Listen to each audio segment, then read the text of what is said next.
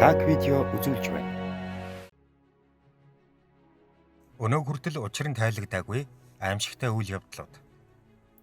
Учир нь үл тайлагдах хачирхалтай гэмээр нууцуд хэний ч санаанд багтангүй хэрэг явдлууд дэлхийн өнцөг булан бүрт өдөр бүр болж байдаг.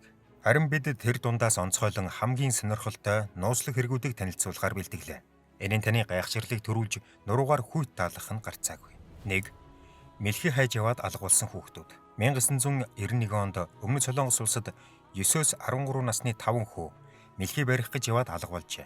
300 мянга гаруй цагдаа хүүхдүүдийг хайж хүн бүхэн санаагаа жилээж байсан хэдий ч тэднийг олж чадаагүй юм. 11 жилийн дараа нэгэнээр ойгоор аялж яваад 5 хүүгийн цогцыг олсон юм. Цагдаа нар тэдний үхлийн шалтгааныг биеийн дулааны алдснаас болсон хэмээн тооцоолж байсан боловч сайтар шинжилгээ хийсний үндсэн дээр тэднийг буудуулж амиа алдсан болохыг тогтоожээ. Харин алуурчдыг олж чадаагүй бөгөөд хэрэг мөрдөх хугацаа 2006 онд хаагдсан юм. 2. Олон хүнийг хордуулсан эмэгтэй. Глория Рамирес нь Уман хүзүүний хор давтартай байсан бөгөөд 1994 онд гэнт биеийг муудаж эмнэлэгт хүргэжээ. Тэд нарийн шинжилгээ хийхээр цусыг авч судалсан бөгөөд шинжилгээний явцад тэнд байсан солиогч нарын бие эвгүүрхэж ухаан нь балардаж унжээ. Нийтдээ 23 хүн өвдөж, 5 хүн хүн дээр өвжилж, эмнэлэгт хэвтэн эмчлүүлсэн юм. Энэ бүхнийг бүсгүйн цустай холбон тайлбарласан бөгөөд түүний цусан дах хор нь хүмүүсийг өвчлүүлсэн хэмээн үзсэн билээ. Харин Глория эмнэлэгт эмчлүүлж байхдаа өөрний дутагдлаас болж амьсгал хураажээ. Тус бүсгүйг түүхэнд хор тэмэгтэй хэмээн тэмдэглэсэн байдаг. 3. Эгч дүүсийн хачирхалтай хувь тавилан. Джон Поллок нь эхнэр Флоренс, 6 настай Жаквил болон 11 настай Жона нарын хамтаар Англи улсад амьдардаг байв. 1957 оны хавар охид өөрсдийн найз болох Энтони Лейдний хамтаар сүм рүү явах замдаа машинд дайруулж амиа алджээ.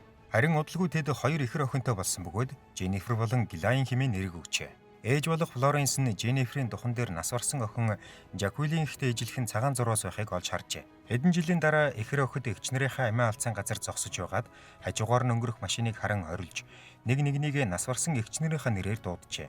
Энэ нь тэдний эцэг эхийг гайхшруулж талигач охтынхон сүнс эргэж ирсэн гэдэгт итгүүлсэн ажээ. 4. Skinwalker Farm. Skinwalker Farm нь хүн ойртдгүй нууцлаг эдгээрээ алдартай. Орой үеийн цагаар тэнд хачин бид зүйл сугларч агаар замхран нисдэг гэх бөгөөд тэдгээр нь өгшгүй мөн хамтай үлгэр домгийн зүйлс байдаг гинэ. Хамгийн хачирхалтай нь тус ферм чухам хаана байрладаг болохыг бидний хэн ч мэдэхгүй бөгөөд мэдхийг ч хүсэхгүй юм. Ердөө л Америкийн нэгдсэн улсын Юта мужийн ойролцоо гэхээс өөр мэдээлэл байдаг байжээ. 5. Бүхнийг идэж чаддаг эр. 18 дугаар зуунд Тарар гэх нэртэй Францэр зогсгоо мэдэхгүй иддэг нэгэн байжээ. Түүнийг хүүхэд байхад аав ээж нь хамаг хоол идэж хороолоо хэмээн гэрээсээ хөөсөн гэдэг. Залуу хоол идэхгүйгээр байж чаддгүй байсан бөгөөд харагдаж тааралцсан бүхнийг идэж явдаг байв. Түүгээржүүл барам амьд малыг хүртэл идэж өлсгөлөнгөө дардаг байжээ. Харин Францын цэргийн ангийнхан тэрний энэхүү чадварыг гайхаж хулгайгаар хил гарan улс орнуудын нууц бичиг баримтуудыг залгиулан авчруулахаар төлөвлөж тэрнийг айрамд оруулсан байна. Гэтэл тухайн үед 14 сартай хүүхэд амнасаа алдсан хэрэг гарч цогцыг цогц садгалах газарт хадгалсан бөгөөд тараар бяцхан хүүхдийн цогцыг идэж байгаад баригдаж байсан гэдэг. 6.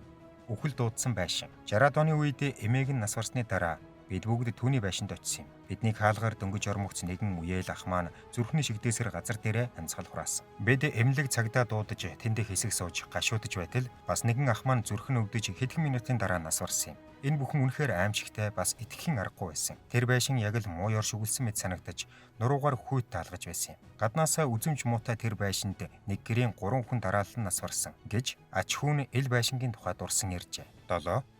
Хайрцагт байсан бяцхан хүү. 1957 оны 2 дугаар сарын 25-нд коллежийн оюутан Фредерик Бенасис хайрцаг дотроос бяцхан хүүгийн цогцыг олж цагдаа нарт мэдэгджээ. Амиа алдсан хүүгээ 4-өөс 6 настай байсан гэж үзсэн бөгөөд аимшигтайгаар зодож томлон амь насыг хөнөөсөн байв. Хүүгийн үсийг хайчилж, толгойг нь зүссэн байсан төдийгүй гар болон хөлийн арьсан дэвтэж үрчээсэн байжээ. Аимшигтайгаар амиа алдсан хүү хэн болох? Түүнийг хэн ингэж яргаж амийг хөнөөсөнг мэдэж чадалгүйгээр хэргийг хаасан билээ. 8. Нохтын амиа хорлдог Овертаун гүүр. 1950-ад оны үеэс Овертаун гүүрэн дээрээс ноход үсэрч амиа хорлж эхэлсэн байна. Үнэхээр итгэхэд бэрх, байж боломгүй санагдах хэдий ч олон хүн өөрсдийн нүдээр харж байсан гэдэг. Жил бүр нэг нохоо тус гүүрэн дээрээс үсэрч амиа хорлдог гэх бөгөөд судлаачид энэний учрыг олох гэж хичээсэн боловч ямар ч үр дүнд хүрч чадаагүй юм. Зөвхөн нохоо гэлтгүй энэ гүүрэн дээрээс Кэм Мой гэх 2 настай хүү унаж амнасаа алдсан хэрэг гарч байжээ. Хүүгийн аав нь ч мөн адил өмнө нь хэд хэдэн удаа тус гүүрэн дээрээс үсрэх гэж оролдож байсан гэдэг. 9. Ах дүүсийн аллага. Уильям, Дэлберт, Лемон болон Роско хэмээх 4 ах дүүс нь фермийн аж ахуй эрхэлж ядруухан амьдардаг байжээ. Уильям нь хүнд өвчин тусч орондоо хэвтэж байхдаа амьсгал хураасан юм. Харин 1990 онд Дэлберт буюу хамгийн бага дүүг нь ахыгаа хөнөөсөн хэрэгт сэжиглэн баривчилжээ. Тэрээр өвчнөөсөө болж шаналж байгаа ахыгаа зовлонгоос нь хурдан салгах гэсэндээ амийг хороосон хэмээн мэдэгдсэн байна. Харин цагдаа нар мөрдлөгийн явцад талигаач Уильямын хөл болон хувцснаас нь үрийн шингэн олсон бөгөөд дүүнэр нь ахыгаа хүчирхийлдэг байсан байж мэднэ гэх сэжиг үүсчээ. Гэсэн хэдий ч энэхүү хэргийн үнэнг баттай илрүүлж чадалгүй хаахад хүрч Дэлберт ял үүрч шоронд суусан юм. 10. Хажуугийн хаалгандах төгөлдөр хуурч. Ахлах сургуулийн нэгэн сурагч хөршийнхөө хүүгийн төгөлдөр хур тоглож байгааг сонсох дуртай байжээ. Гэтэл хөршийн хүү 3 өдрийн турш гуниг харуулсалт хийсэн болон уур бухимдал илэрхийлсэн хүйтэн аянууд тоглосон байна. Харин ахлах сургуулийн сурагч хүү ярихдаа маргааш өглөө нь ээж надад хөршийн хүүхэд Японд явж байгаад усанд живж өгсөн тухай хэлсэн юм. Би ээжид андуурсан байх.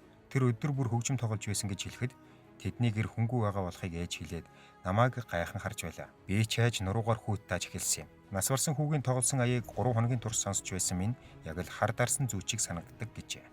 Танд энэ бичлэг таалагдсан бол лайк дарж, манай саг видео чанелыг сабскрайб хийж, шинэ бичлэгүүдийг цаг алдахгүй хүлээн аваарай.